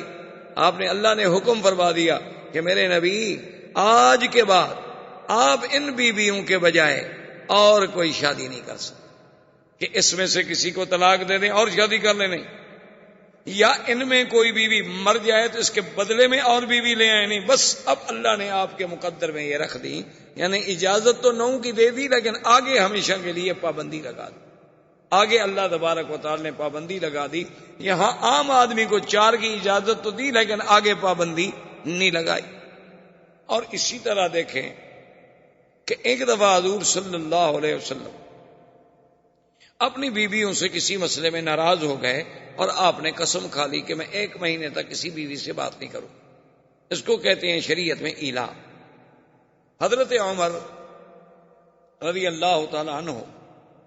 کو جب پتہ چلا کہ حضور نے اپنی بیویوں کو طلاق دے دی، تو حضرت عمر تشریف لائے اور بی بی حفصہ سے بے حد ناراض ہو، اور انہوں نے کہا کہ دیکھو تم لوگ حضور کو ہر وقت تنگ کرتی ہو، خرچہ چاہیے، اور حضور خرچہ دیتے ہیں تو تم صدقہ و خیرات کر دیتی ہو، اور حضور صلی اللہ علیہ وسلم کو پریشان کرتی ہو ہر وقت، تو یہ بات جو ہے باعث خطرہ ہے، اور ہو سکتا ہے کہ حضور نے اگر طلاق دے دی تو اللہ تو قادر ہے حضور کے لیے اور بیویوں کا انتظام کر لیں، اللہ کو کیا مشکل ہے۔ اب آپ قرآن کے الفاظ پہ غور کریں، عَسَىٰ رَبُّهُ إِن طَلَّقَكُنَّ أَن يُبْدِلَهُ أَزْوَاجًا خَيْرًا مِّنكُنَّ مُسْلِمَاتٍ مُؤْمِنَاتٍ قَانِتَاتٍ تَائِبَاتٍ عَابِدَاتٍ سَائِحَاتٍ طیبات و ابکارا۔ اللہ نے فرمایا کہ خبردار، اگر اللہ چاہے اپنے نبی کو حکم دے دے کہ تم کو طلاق دے دے، اللہ تم سے بھی زیادہ بہتر عورتیں نبی کے گھر میں لے آئے، جو اسلام والی ہوں گی، ایمان والی ہوں گی، راتوں کو عبادت کرنے والی ہوں گی، رات دن اللہ کے دین کے پھیلانے والی ہوں گی، روزے رکھنے والی ہوں گی، اور اپنے جسم و جان کی مال کی حفاظت کرنے والی ہوں گی۔ ایسی بیویاں بیوہ بھی ہوں گی، کنواری بھی ہوں گی، اگر اللہ چاہے تو آپ سے بھی زیادہ بہتر بیویاں لے آئے۔ اب مسئلہ سمجھیں، علماء نے لکھا ہے کہ اللہ کے نبی نے کسی بیوی کو پھر طلاق نہیں دی، اور اللہ نے یہ بھی حکم کر دیا کہ حضور اب یہ آپ کی بیویاں ہیں، ان کے بجائے اور تبدیل بھی نہیں ہو سکتی۔ تو علماء نے یہی سے نقطہ نکالا کہ ان بیویوں سے اور کوئی بیویاں اچھی ہوتی تو اللہ بدل دیتے، کیونکہ ان سے اور اچھی کوئی کائنات میں اور پیدا ہی نہیں ہوئی تھی، تو اس لیے اللہ نے بدلی ہی نہیں، ورنہ اللہ چاہتے تو ان سے اچھی ہوتی تو اللہ تبارک و تعالیٰ اور بدل دیتے۔ اچھا، پھر دیکھیں قرآن کیا کہتے ہیں، طیبات و ابکارا، بیوہ اور کنواریاں. انہوں نے کہا یہی ترتیب دیکھ لو کہ پہلے شادی حضور کی بیوہ سے ہے اور کنواری کی بعد میں ہے. تو اللہ نے بیوہ کا پہلے ذکر کیا، کنواری کا بعد میں ذکر کیا، تو جس سے اشارہ ہوا کہ میرے نبی یہ ہم نے آپ کے لیے چن لی ہیں، یہ مسلمات بھی ہیں، مومنات بھی ہیں، قانتات بھی ہیں، تائبات بھی ہیں، عابدات بھی ہیں، سائحات بھی ہیں. ان سے اچھی بیویاں دنیا میں نہیں. تو یہ ساری تو پھر اللہ نے چن کے نبی کے لیے فیصلہ کیا. اس میں حضور کی ذات پہ اتہام لگانے کی یا حضور صلی اللہ علیہ وسلم کی ذات پہ حملہ کرنے کی کسی کو کیوں، ما سوا اپنی گمراہی کے یا اپنی بدباطنی کے اور کوئی اس میں وزن یا حقیقت یا دلیل کوئی. اب جناب دیکھیں کہ حضور کی شادی کے بعد سرزمین مکہ میں جو بڑا ایک مشہور یعنی واقعہ پیش آیا وہ تھا تعمیر کعبہ. یعنی ابھی حضور کو نبوت کا اعلان نہیں ہوا لیکن حضور کی شادی ہو گئی. حضور صلی اللہ علیہ وسلم کی زندگی میں آپ کے عین شباب میں کعبۃ اللہ کی تعمیر کا فیصلہ ہوا. دار الندوہ میں تمام مشرکین کے سردار اکٹھے ہوئے اور انہوں نے فیصلہ کیا کہ بھئی کعبہ شریف بہت بوسیدہ ہو گیا ہے، اس کی تعمیر دوبارہ ہونی چاہیے. اور اس کی تعمیر جو ہے، اب مسئلہ یہ تھا کہ حضرت ابراہیم علیہ السلام نے کعبے کی تعمیر کی تھی پتھروں سے، جیسے آپ کے سامنے، اور مکے والے لوگ جو تھے وہ پتھروں کی تعمیر جانتے ہی نہیں تھے. یعنی سرزمین مکہ میں پہلے پتھروں سے گھر نہیں بنائے جاتے تھے، وہاں گھر بنتے تھے مٹی کے. جیسے آپ نے دیکھا نا اپنے دیہاتوں میں، آپ جانتے ہیں نا، مٹی کی کچی کچی کی دیواریں کھڑی کر کے اوپر چھپر سے ڈال دیا، گھر بن گیا. تو اسی طرح سے مشرکین مکہ کے لیے ایک مسئلہ یہ تھا کہ بھی خدا کا گھر تو بنائیں، لیکن سوال یہ ہے کہ یہ پتھروں کی تعمیر ہم کیسے کریں؟ اور اگر پتھروں کی تعمیر ہم کریں تو پھر فاصلہ چھت کا بہت بڑا ہوگا، اس کے لیے لکڑی، شیطیر اور کڑیاں اور یہ کہاں سے لے آئیں؟ خیر اتفاق ایسا ہوا کہ ایک سفینہ آیا، کشتی آئی بہت بڑی مال بردار، وہ جدے کے قریب آ کے خشکی پہ چڑھ گئی اور ٹوٹ گئی. مکے والوں کو پتہ چلا کہ بھی ایک کشتی آئی ہے اور وہ بہت بڑی کشتی ہے اور ٹوٹ گئی ہے. انہوں نے کہا معلوم ہوتا ہے کہ اللہ میاں اپنے گھر بنانے کا کام ہم سے لینا چاہتے ہیں، اس لیے لکڑی کا تو انتظام ہو گیا. اب انہوں نے کہا بھی چلو لکڑی بھی وہاں سے ہم خرید لیتے ہیں، لیکن بنائے گا کون؟ تو چند دنوں میں خدا کی شان ہے کہ ایک قبطی قبط قبیلے کا آدمی جو ہے غلام، وہ مکے میں پہنچ گیا. اس نے کہا کہ میں تو کام ہی یہی کرتا ہوں پتھروں کی تعمیر کا. تو مشرکین مکہ نے کہا کہ دیکھا بھی اللہ راضی ہے، ادھر لکڑی کا انتظام کر دیا اور ادھر ایک مستری بھی بھجوا دیا، تو اب ہمیں کعبہ تو بنانا ہی بنانا ہے. لیکن آئے پہلے ایک شرط کرتے. سب سردار اکٹھے ہو کے بیٹھ گئے اور شرط پتہ ہے کیا تھی؟ کہ اللہ یکون مال حرام، کہ اللہ کے گھر میں حرام کا پیسہ نہیں لگے گا. انہوں نے کہا اچھا. اب حرام کی خود تعریف سنیں کافروں سے، ہیں کافر ہو. انہوں نے کہا ولا مال مہر بغی،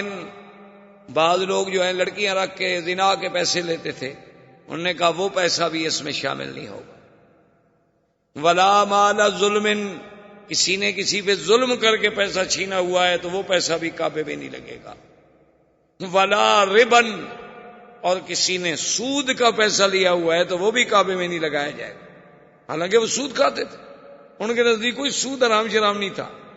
نہ ان کے نزدیک کوئی زنا شنا حرام تھا. بھائی کوئی بری بات تھی، لیکن حرام حرمت حلال کا تو کوئی مسئلہ ہی نہیں تھا ان کے نزدیک. لیکن کافر ہو کے فیصلہ کر رہے ہیں کہ اللہ کے گھر میں، اللہ کے اس کعبے میں نہ تو زنا کا پیسہ لگے، نہ ظلم کا، نہ سود کا. اب آپ خود اندازہ لگا لیں کہ آپ کے ملکوں میں جو سود سے مسجدیں بنتی ہیں ان کا کیا حکم ہے. بڑی بڑی مسجدیں بناتے ہیں انشورنس والے، بینک والے، ماشاءاللہ. حالانکہ ایک مسئلہ یاد رکھیں، جو مسجد حرام کے پیسوں سے بنائی جائے اس میں نماز نہیں ہوتی. جو مسجد زمین کسی سے ظلمن چھین کے بنائی جائے اس سے نماز نہیں ہوتی. جو مسجد گورنمنٹ کی زمین پڑی ہوئی ہے ان کی اجازت کے بغیر بنائی جائے وہاں بھی نماز نہیں ہوتی. نماز کے لیے تو پاک جگہ کی ضرورت ہے کہ وہ جگہ پاک ہو، وہ دیواریں پاک ہوں، اس میں پیسہ پاک ہو، پڑھنے والے پاک ہوں. تو اب یہ کافر ہیں، مشورہ کر رہے ہیں، مشورہ ہو گیا، اب اس کے لیے پیسے اکٹھے کیے تو پیسے تھوڑے ہو گئے. کیوں؟ حلال کے پیسے اکٹھے کرنا تو بہت تھوڑا ہے نا جی. تو انہوں نے جب کہا کہ بھئی اب یہ پیسے تو اس سے تو عمارت نہیں بنتی، انہوں نے کہا اچھا ایسا کرتے ہیں کعبہ شریف کو تھوڑا چھوٹا کر دے، لیکن حرام کے پیسے نہیں رکھتے۔ تو یہ جو ہجر اسماعیل ہے جس میں میزاب رحمت ہے، یہ حتیم جسے آپ کہتے ہیں، تو اس طرف سے انہوں نے کعبۃ اللہ کا کچھ حصہ باہر نکال کے دیوار اندر کر دی، کعبہ چھوٹا ہو گیا۔ تو انہوں نے کہا کعبہ شریف چھوٹا کر دو لیکن حرام کا پیسہ نہیں لگے۔ حلال کے پیسوں سے وہ لکڑی خریدی، سارا سامان تیار ہو گیا۔ اب مسئلہ یہ تھا کہ پہلے آخر کعبہ گرے گا تو بنے گا نا، اگر پہلی عمارت گرائی نہ جائے تو بنائے کیسے؟ اب انہوں نے کہا جی بات تو ٹھیک ہے لیکن گرائے کون؟ اللہ کے کعبے کو، اللہ کے گھر کو کون گرائے؟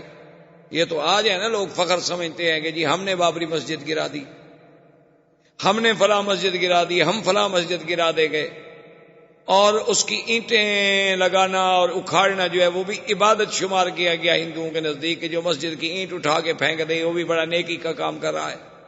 اور جو دوسری جگہ سے آ کر اینٹ لگائے گا مندر کی وہ اور نیکی کا کام کر رہا ہے۔ جب عقل پہ پردے پڑ جائیں تو پھر اللہ ہی ہدایت دے سکتا ہے، انسان تو نہیں دے سکتا۔ انہوں نے کہا جی خدا کے گھر کو کیسے توڑیں؟ بڑی مشکلوں کے بعد ولید ابن المغیرہ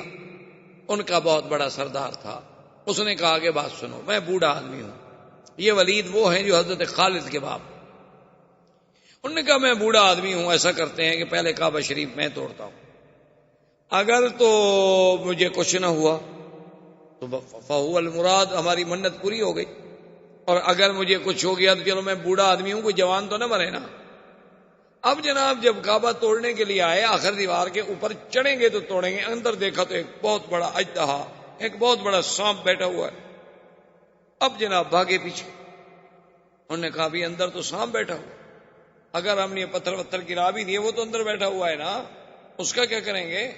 اور وہ اتنا بڑا ہے کہ اس کو ہم مار بھی نہیں سکتے۔ انہوں نے کہا کہ اب اس کا علاج یہ ہے کہ سب مل کے رات اللہ سے دعا مانگ کہ اللہ میاں تو ہماری نیتوں کو تو جانتا ہے، ہمارا مقصد تو تیرے گھر کی تعمیر ہے، کوئی توہین تو ہے نہیں، ہم اس لیے تو نہیں توڑ رہے ہیں کہ تیرے گھر کو مٹا دیں، ہم تو اس لیے توڑ رہے ہیں کہ یہاں نیا بنائے۔ تو کہتے ہیں کہ صبح جب ہوئی، سارے قریش سرزمین کعبہ پہ موجود تھے کہ اجیاد کی جانب سے ایک بہت بڑا پرندہ آیا اور اس نے اس سانپ کو اپنے چونچ میں پکڑا اور اٹھا کے سب کے سامنے لے گیا۔ تو انہوں نے کہا بھی معلوم ہوتا ہے اللہ راضی ہو گیا، سانپ بھی چلا گیا۔ پھر بھی انہوں نے کہا کہ نہیں بھائی یہ ٹھیک ہے، سانپ تو چلا گیا لیکن بہرحال ولید ہی توڑے۔ تو ولید کو دال لے کے کعبے کی دیوار پہ چڑھا، 2-3 پتھر توڑ دیے۔ اس نے کہا اب تو آؤ، کچھ نہیں ہوا۔ انہوں نے کہا کہ نہیں، ابھی رات گزرنے دو، ہم پہلے ہاتھیوں کے بادشاہ کا حشر دیکھ چکے ہیں، وہ بھی کعبہ توڑنے آیا تھا، ہم تو اتنی غلطی نہیں کرتے۔ اب 24 گھنٹے گزر گئے، اس نے کہا بھی اب تو میں ٹھیک ہوں، اب تو کچھ نہیں ہوا۔ انہوں نے کہا نہیں، پہلے تم اپنے بچوں سے کہو کہ وہ تمہارے ساتھ کھڑے ہو کے توڑے۔ تو ولید اپنے بچوں کو لے کے چڑھا اور دیوار پہ پتھر توڑے، پھر سارے قریش ملے، وہ دیواریں توڑی گئیں، اس کے بعد کعبہ بنایا گیا۔ تو اس کعبے کی تعمیر میں سرکار دو عالم صلی اللہ علیہ وسلم بھی شریک، یعنی حضور پاک صلی اللہ علیہ وسلم بھی اس کعبہ بنانے میں شریک تھے۔ اب جب حجر اسود کا وقت آیا، اب سب قوم لڑنے مرنے پہ آ گئی۔ حضور پاک کی ذات تھی جنہوں نے چادر بچھائی اور کہا قریشیوں سے کہ مت لڑو، تم ہر آدمی کو نے پکڑ لے اور اٹھا کے لے چلو۔ جب کعبہ کے قریب آئے، حضور نے فرمایا تمہارا کام ختم ہو گیا، اب کعبۃ اللہ میں یہ پتھر جو ہے میں اپنے ہاتھ سے لگاؤں گا۔ تو حضور صلی اللہ علیہ وسلم نے اس حجر اسود کو اپنے ہاتھ سے کعبۃ اللہ میں رکھا۔ یہ اتفاق کی بات ہے کہ بعد میں کرامتا نے یہ یعنی حجر اسود جو ہے، کرامتا ایک بہت بڑا بے دین فرقہ گزرا ہے، انہوں نے ایک دفعہ اپنا کعبہ بنایا تھا بحرین میں، اور وہ اپنے کعبے کے لیے یہاں سے حجر اسود توڑ کے لے گئے۔ بعض تاریخوں میں ہے کہ 20 سال، اور بعض تاریخوں میں ہے کہ 70 سال کا عرصہ جو ہے یہ پھر کرامتا کے پاس رہا۔ اچھا، اور خدا کی شان دیکھو کہ جیسے آج یعنی 1419 میں 14 صدی کے بعد، کیونکہ میں 20ویں صدی کا ذرا قائل کم ہوں، ویسے آج کل تو بڑا پراپگنڈا ہوتا ہے نا، 20ویں صدی میں داخل ہو رہے ہیں، 20ویں صدی میں داخل ہو رہے ہیں، پتہ نہیں یعنی مسلمان ہو کے کافر بن رہے ہیں، کیا کر رہے ہیں، ہمیں سمجھ نہیں آئی آج تک کہ 20ویں صدی کہاں سے آ گئی۔ وہ بھائی 20ویں صدی تو عیسائیوں کی ہے، اس کا مسلمانوں سے کیا تعلق؟ یہ 1999 1998 یہ کیا ہے؟ یہ تو سن میلاد ہے، اس کا تعلق تو عیسائیوں سے ہے، مسلمانوں کے ساتھ کیا تعلق ہے 20ویں صدی کا؟ لیکن افسوس ہے ہر مسلمان اخباریں پڑھیں جناب 20ویں صدی میں ہم داخل ہو رہے ہیں، اور 20ویں صدی میں ہم یوں داخل ہوں گے، اور 20ویں صدی میں ہم یوں داخل ہوں گے۔ خدا کے بندے کون سا پہاڑ مار رہے ہو؟ 20ویں صدی میں تم داخل ہو رہے ہو، پتہ نہیں اللہ پہلے مار دے، تم کیسے داخل ہو رہے ہو؟ اتنی بڑی جہالت کی باتیں کرتے ہیں، یہ نہیں سوچتے کہ دشمن کا پراپگنڈا ہے کہ اسلام کی ہجری تاریخ ہمارے دماغوں سے نکل جائے، اتنا پراپگنڈا کر دیا جائے کہ اسلام کی عظمت کا جو نشان ہے تاریخ ہجرت وہ ہمارے دماغوں سے صرف ہو جائے۔ کبھی آپ نے سوچا ہے، آپ کہتے ہیں جی کہ یعنی اچھے خاصے پڑھے لکھے دوستوں میں چوبی کب بھی ہمارا درس ہو، کہتے ہیں نہیں منڈے شام، وہ بھی منڈے تو یہ مون ڈے کو کہتے ہیں، چاند دیوتا، سنڈے سورج دیوتا، یہ تو کافروں کے نام ہے، آپ نے پتہ نہیں کہاں سے یاد کیے ہوئے، یہ سب کافروں کے نام ہے، ویڈنسڈے، سنڈے، منڈے، ٹیوزڈے، یہ سارے جو ہیں یہ کافروں کے نام ہیں، جو سورج کے پجاری اور تاروں کے پجاری ان کے نام، ان کا اسلام سے کیا تعلق؟ اسلام سیدھی بات کرتا ہے احد اثنین ثلاثہ اربعہ، بس 1 2 3 4، یا وہ نام لیتا ہے جس کا نام قرآن نے لیا ہے، اذا نودی للصلاۃ من یوم الجمعۃ فاسعوا الی ذکر اللہ وذروا البیع، تو بہرحال اور سبت کا نام لیتا ہے تو قرآن نے نام لیا۔ اب جناب بہرحال کہنے کا مقصد یہ تھا کہ یہ شرف جو ہے یہ بھی سرکار دو عالم صلی اللہ علیہ وسلم کو نصیب ہوا کہ انہوں نے حجر اسود جو ہے، اب دیکھیں نا کہ یہ اللہ کی قدرت ہے، سمجھ نہیں آتی، یعنی سیرت کے کس کس پہلو کو آپ دیکھیں۔ حجر اسود، اچھا زمزم پہ نظر ڈالیں، سیدنا اسماعیل کے پاؤں لگے، جبریل نے پر مارا، لیکن حضور نے جب زمزم پیا تو اپنا لعاب مبارک زمزم میں ڈال کے پھر وہ کنویں میں ڈال دیا، تاکہ قیامت تک امت کو ایک نبی کے پاؤں، ایک نبی نوری نبی حضرت جبریل کا پر اور محمد مدنی صلی اللہ علیہ وسلم کے لعاب کی برکت نصیب ہوتی ہے۔ اسی طرح حجر اسود کو دیکھیں کہ اترا آدم کے ساتھ، رکھا ابراہیم نے، پھر جوڑا محمد الرسول اللہ نے صلی اللہ علیہ وعلا آلہ واصحابہ وسلم تسلیما کثیرا کثیرا نے، زندگی باقی تو بات باقی۔ والسلام علیکم۔ الحمدللہ رب العالمین، والصلاة والسلام علی اشرف الانبیاء وسید المرسلین سیدنا محمد وعلی آلہ واصحابہ اجمعین۔ برادران اسلام، الحمدللہ دروس سابقہ میں جو سیرت رسول پاک صلی اللہ علیہ وسلم کے ضمن میں ہم پڑھ رہے ہیں، سن رہے ہیں، حضور صلی اللہ علیہ وسلم سے قبل جزیرہ عرب کے احوال، پھر حضور صلی اللہ علیہ وسلم کی پیدائش سے قبل آپ کے بارے میں مبشرات، اشارات، ارہاسات، اور پھر حضور صلی اللہ علیہ وسلم کی ولادت با کرامت، با سعادت، با برکت و با رحمت، اور اس کے بعد حضور صلی اللہ علیہ وسلم کا زمانہ رضاعت، اور زمانہ رضاعت کے بعد حضور صلی اللہ علیہ وسلم کا واپس مکہ میں تشریف لانا، عبد المطلب کی کفالت، عبد المطلب کی اس کے بعد موت، اور پھر حضور صلی اللہ علیہ وسلم کا اپنے چچا ابی طالب کی کفالت میں منتقل ہونا، اور اسی کفالت کے دوران میں قریش مکہ کا تجدید کعبہ کا پروگرام، اللہ کے کعبے کی تعمیر، اور اس تعمیر میں بھی سرکار دو عالم صلی اللہ علیہ وسلم کی شرکت، اور حضور صلی اللہ علیہ وسلم کا اپنے ہاتھوں مبارک سے حجر اسود کی تنصیب، یہ تمام مراحل تقریباً، پھر حضور صلی اللہ علیہ وسلم کا سفر، آپ کا سفر تجارت، اموال خدیجہ سے اور میسرہ غلام کی معیت، اور پھر حضور صلی اللہ علیہ وسلم کی شان میں عظیم عظیم مبشرات، عظیم عظیم اشارات و علامات کا میسرہ کا دیکھنا، پھر سیدہ خدیجہ سے نکاح، اور ابی طالب نے خود ہی پھر خطبہ نکاح پڑھا، اور حضور صلی اللہ علیہ وسلم کا نکاح ہوا، اور حضور صلی اللہ علیہ وسلم کا عین شباب کا دور تھا، کہ آپ کی عمر مبارک 25 سال اور سیدہ خدیجہ رضی اللہ تعالی عنہا کی عمر جو تھی وہ 40 سال. اب حضور صلی اللہ علیہ وسلم مکی زندگی میں ہیں. یہاں تک تقریباً ہم نے سیرت مبارک کے کچھ پہلو دیکھے، اور یہ بھی عجیب اور حسن اتفاق ہے کہ اللہ تبارک و تعالی نے ہمیں سیرت کے بیان کے لیے توفیق دی، اور اتفاق سے آج دیکھیں کہ ربیع الاول کا مہینہ بھی، تو اس مہینے میں ربیع الاول میں ہی حضور صلی اللہ علیہ وسلم کی ولادت و سعادت ہے. گو علماء کا اختلاف ہے، لیکن راجح قول مبارک یہی ہے کہ حضور صلی اللہ علیہ وسلم ربیع الاول ہی میں پیدا ہوئے. اب اس میں تو اختلاف ہے کہ 9 تاریخ تھی یا 12 تاریخ تھی، لیکن مہینے میں کوئی اختلاف. تو یہ بھی اللہ کی طرف سے اس نے اتفاق ہوتا ہے کہ ہم سیرت کے دروس میں یعنی ہم نے ابتدا کی، اور اللہ پاک نے ہمیں وہ بابرکت مہینہ بھی نصیب فرما دیا جس میں حضور صلی اللہ علیہ وسلم کی ولادت باسعادت.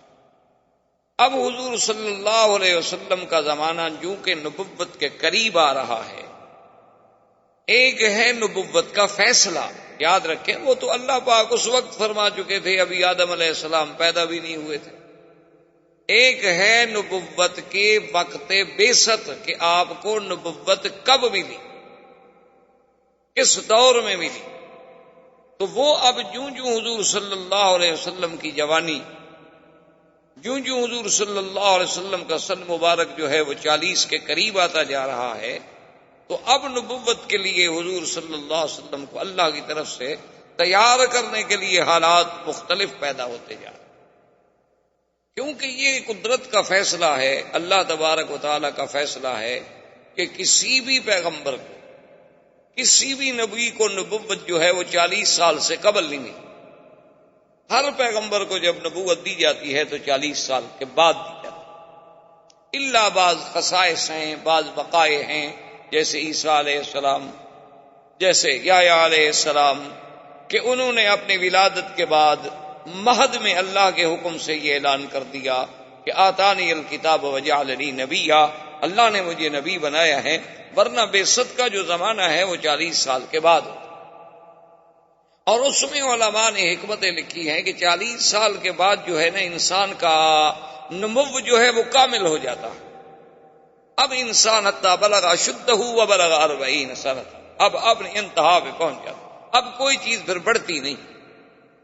اور عقل جو ہے وہ کمال حاصل کر لیتا.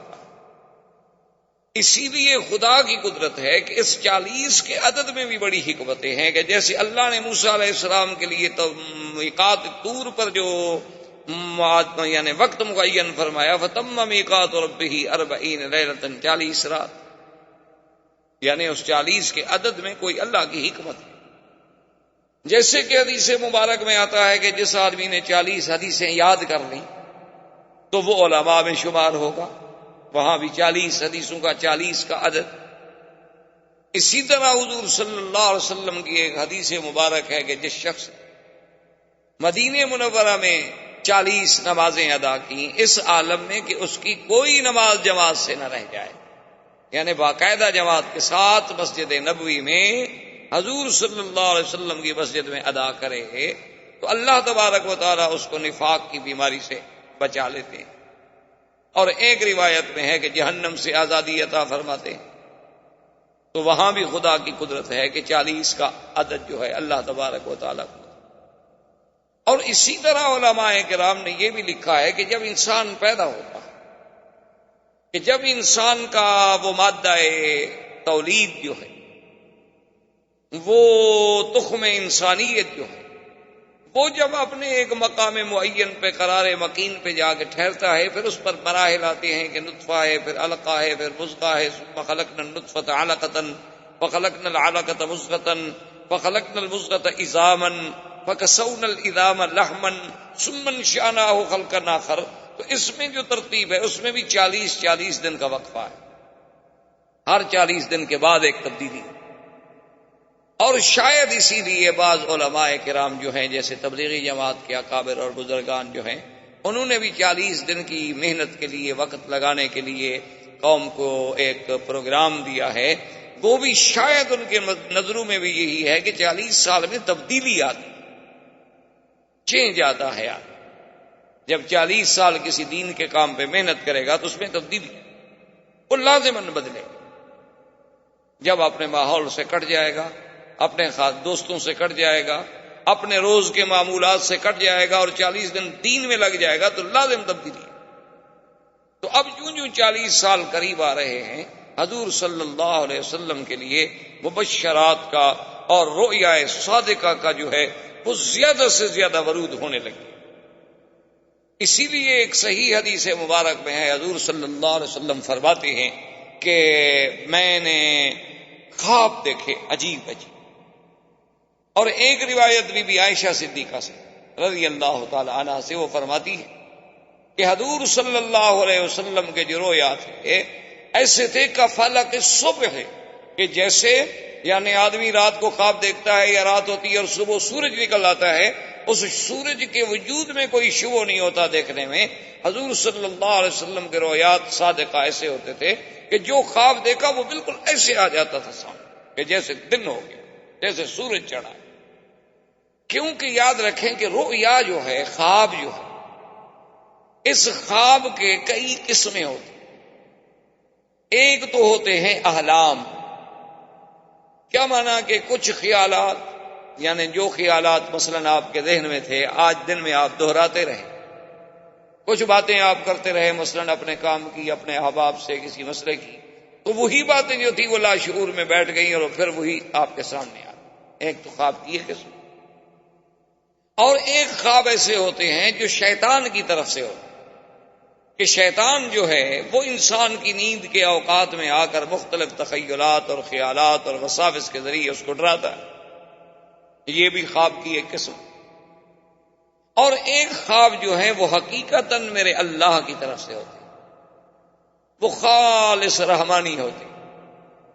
اور اسی طرح یاد رکھ لیں اور بات سمجھ لیں کہ اللہ کے جو بندے ہیں، اولیاء اللہ ہیں، عباد اللہ الصالحین ہیں، ان پر شیطان کا زور چلتا نہیں۔ اور خاص طور پہ آقا انعامدار سرکار دو عالم صلی اللہ علیہ وسلم کہ جن کو اللہ نے ایسا مقام عصمت نصیب فرمایا کہ جس کے ایک ایک زندگی کے لمحے پر میری اللہ کی قدرت کا گویا پیرا بیٹھا ہوا تھا، کہ یعنی وہ باتیں جو بچپن میں عام بچے کرتے ہیں حضور پاک سے وہ بھی سرزد تھیں، وہ اعمال جو عام لوگ اس زمانے میں کرتے تھے ان کی عادت تھی، وہ عیب بھی نہیں سمجھے جاتے تھے، برے بھی نہیں سمجھے جاتے تھے، لیکن حضور پاک سے وہ بھی نہیں ثابت۔ یعنی شادیوں میں شرکت کر لینا، یا شادیوں میں کوئی قصے گو سے قصہ سن لینا، یا شادیوں میں کوئی دف شف بجانے والی عورت آ گئی یا بچی آ گئی یا کوئی آ گئی، اس قسم کا یعنی اہتمام ہو جانا، یہ عام چیزیں تھیں اور بچپن میں اور بچوں کے لیے ایسا کوئی مسئلہ نہیں۔ اور اس وقت تو ابھی شریعت کا کوئی نزول بھی نہیں، نبوت بھی نہیں ملی، اعلان نبوت بھی نہیں ہوا، لیکن 2 دفعہ حضور صلی اللہ علیہ وسلم نے قریش کی شادیوں میں شرکت کی کہ میں ان کی شادیوں کو دیکھوں کہ کیا ہوتا ہے، کیا رسوم ہیں، کیا طریقہ کار ہے، لیکن حضور فرماتے ہیں غالباً النوم، اللہ نے مجھ پہ نیند مسلط کر دی، اور میری نیند اس وقت کھلی جب سورج نکل آیا، شادی ختم، بارات ختم، لوگ چلے گئے، حضور اکیلے سو رہے۔ تو جس نبی کی زندگی پر نبوت سے پہلے اتنا پہرا ہو، اتنی حفاظت کا انتظام کیا جائے کہ یعنی کوئی ایک لمحہ بھی حضور صلی اللہ علیہ وسلم کا غفلت میں نہ گزرے، ایک لمحہ بھی حضور صلی اللہ علیہ وسلم کا فرمان حکم خداوندی کے خلاف نہ گزرے، اس پیغمبر کی زندگی کے بارے میں آپ اس کے کس کس پہلو کے سوچیں۔ تو اس پیغمبر کا رویا، اس نبی کے خواب کیسے غلط ہو سکتے؟ کیونکہ شیطان تو حملہ کر نہیں سکتا، اللہ نے پیرا لگا دیا ہے، شیطان کو تو طاقت ہی نہیں۔ تو اب باقی تو مسئلہ صرف یہ رہ گیا کہ ان کو جب خواب آئے گا تو وہ بھی رحمان کی طرف سے ہوگا، اور جب رحمان کی طرف سے ہوگا تو وہ سچا ہوگا۔ اور خواب کے ضمن میں ایک بات یاد رکھ لیں، حضور صلی اللہ علیہ وسلم کی حدیث مبارک میں ہے کہ ایک تو خواب کے بارے میں کبھی جھوٹ نہ بولا کرے۔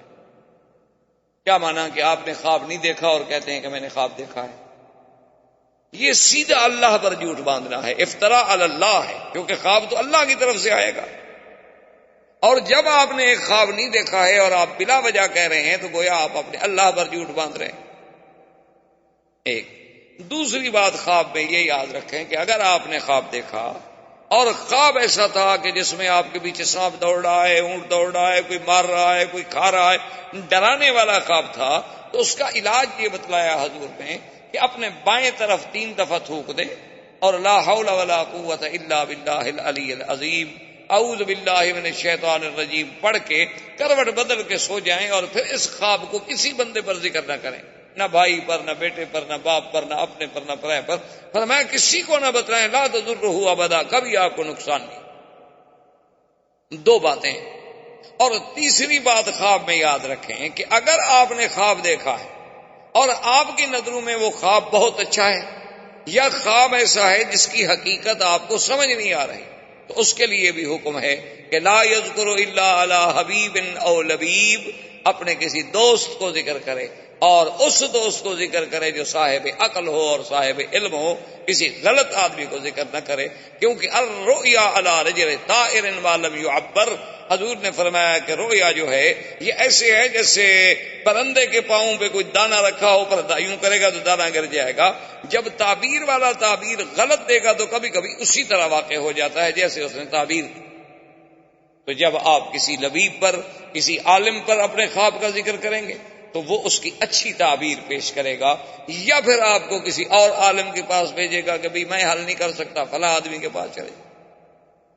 تو خواب کے بارے میں بڑے بڑے احکام ہیں، لیکن اللہ کے نبی کا خواب ایسے ہوتا ہے جیسے اللہ کی وحی ہوتی ہے، یعنی جیسے وحی میں شک نہیں، اللہ کے نبی کے خواب میں بھی کچھ شک، کیونکہ نبی معصوم، شیطان کا حملہ ہو نہیں سکتا. جب بھی نبی کا خواب ہوگا تو رحمانی ہوگا، اور جب رحمانی خواب ہوگا تو وہ سچا ہوگا. اسی لیے تو بی بی عائشہ فرماتی ہیں کہ حضور کے ایسے خواب ہوتے تھے کہ فلک صبح ایسے معلوم ہوتا تھا کہ جیسے صبح سامنے آ، یعنی ایسی حقیقت. اور اسی لیے حضور پاک نے ارشاد فرمایا ہے، یہ خواب کی بہت بڑی اہمیت ہے. ایک حدیث مبارک میں یہ بھی آتا ہے کہ لم یبقى من النبوۃ الا المبشرات الرؤیا الصالحہ یراها المؤمن او یرا له او كما قال النبی صلی اللہ علیہ وسلم. حضور نے فرمایا کہ اب نبوت تو ختم ہو گئی، اللہ نے مجھے خاتم النبیین بنا کے بھیجا، نبوت کا دروازہ بند، رسالت کا دروازہ بند، اب کچھ نہیں بچا. ہاں مبشرات ہیں، خواب ہیں کہ کبھی ایک عبد مومن صالح اللہ کا بندہ خود خواب دیکھتا ہے، یا اس کے لیے کوئی اور آدمی خواب دیکھتا ہے کہ بھئی میں نے آپ کے لیے یہ خواب دیکھا ہے بہت اچھا. کبھی آدمی اپنے لیے خود دیکھتا ہے اور کبھی اس کے لیے کوئی اور اللہ والا بندہ دیکھتا ہے. اور آپ نے فرمایا کہ یہ رؤیا جو ہے جز 46 جزءا من النبوت، کہ تقریباً یہ 46واں حصہ ہے نبوت کے حصے میں سے، یعنی 46واں حصہ ہے نبوت کے حصے میں سے. اور بدقسمتی سے اسی حدیث کو سامنے رکھ کر مرزا قادیانی نے اپنی نبوت کے لیے بھی ایک راستہ نکالنے کی کوشش کی. اس نے کہا کہ جب نبوت کی ایک جز تو باقی ہے، پھر نبوت بند تو نہ ہوئی، چلو 46 نہیں ہی صحیح. کیوں؟ دشمن تو انتظار میں ہوتا،